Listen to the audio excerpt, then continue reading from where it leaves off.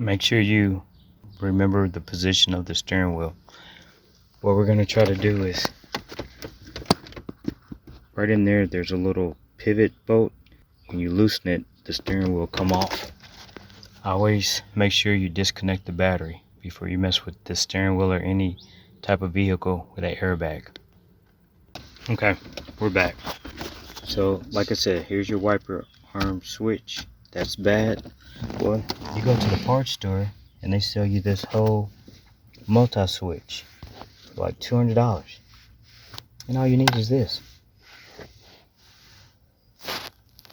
So, what we did was we took the old one out with 2 screws over here on the side.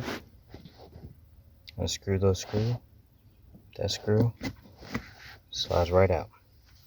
Makes the job so much easier than trying to take the steering wheel off and put in this new whole clock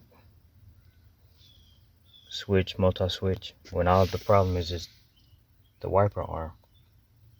Sorry about the job that could have been hard.